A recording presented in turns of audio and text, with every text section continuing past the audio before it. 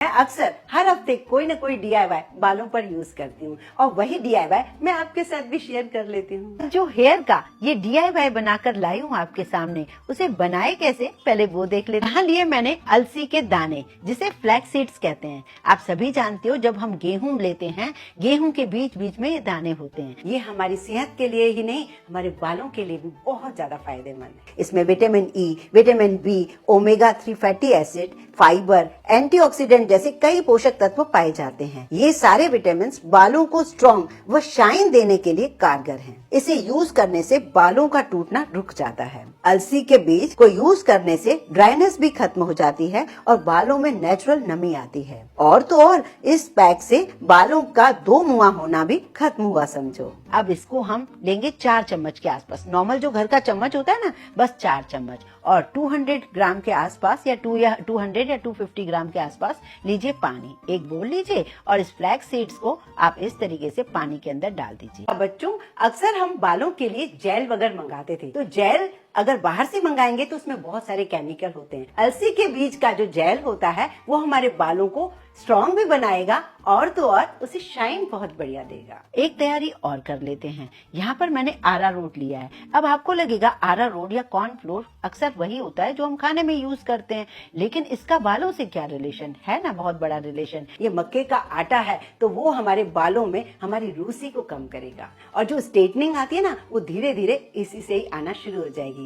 आपको अलग से स्ट्रेटनिंग कराने की जरूरत नहीं पड़ेगी, लेकिन शर्त ये है अगर आपने सिंसियरली उसे हर हफ्ते यूज किया। मैंने यहाँ पर 2 चम्मच अरारोट या कॉर्नफ्लोर लिया है, उसे भी 200 या 250 ml पानी के अंदर भिगो के एक तरफ रख दिया है। ठंडा पानी है। अब जो मैंने फ्लैक्स सीड्स लिए थे ना पानी के अंदर, उसे मैंने गैस पे चढ़ा दिया है और अब मैं मीडियम फ्लेम पर इसे पकाना शुरू कर रही हूँ। अब जैसे जैसे उबलेगा ना, आप देखेंगे जेल जैसा हो रहा है। करीब करीब 3-4 मिनट आपको उबालना है। उबालने के बाद जब आपको लगे कि इस तरीके से जेल जैसा हो रहा है, तब आप इसे गैस बंद करके आप नीचे उतार के रख दीजिए। जैसे ये ठंडा होगा ना, इस तरीके से जेल नुमा बन जाएगा। ये देखिए, पहले हमें जो लग रहा था ना, उसकी कंसिस्टेंसी थोड़ी लूज लग रही थी, लेकिन पकाना है 3-4 मिनट, लेकिन इससे भी ज्यादा नहीं। तो उसके बाद हमें ठंडा करना है। ठंडा करने के बाद जब ये जेल नुमा बन जाए, तब एक कॉटन के पतले से कपड़े में आप इस तरीके से छान लीजिए।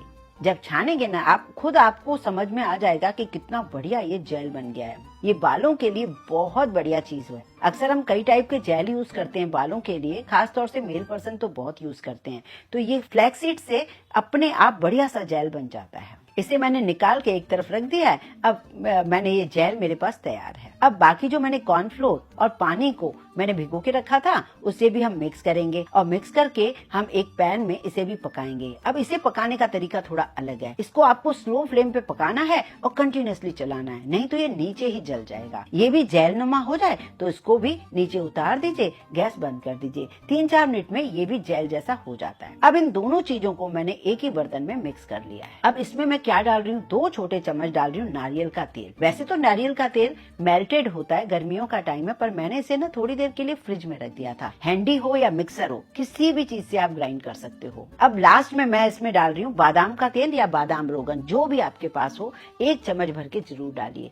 तीनों चीजें एक से बढ़कर एक चीजें हैं जो कि हमारे बालों के लिए। बस कॉर्नफ्लोर या स्टार्च जिसको कहते हैं, वो हेल्दी नहीं है, लेकिन उसे इसलिए यूज करना पड़ रहा है क्योंकि हमारे बाल जो है ना, बिल्कुल कड़क से हो जाएं और सीधे एक से हो जाएं और बहुत ही बढ़िया सॉफ्ट बने रहें। जैसे आप हेड वॉश करोगे तो वो बिल्कुल सॉफ्ट हो जाएंगे आपके बाल। ये बिल्कुल जार बन के भर के तैयार हो गया है। ये आप मार्केट से लेने जाएंगे, काफी महंगा मिलेगा। इसे आप बना के रख लीजिए। जैसे हफ्ते में अगर आप एक बार इस रेमेडी को यूज कर रहे हो तो 2 हफ्ते के लिए आपका बनकर तैयार हो गया है। आप इसे एक बार यूज करें, बाकी का बचा हुआ फ्रिज में रख दें।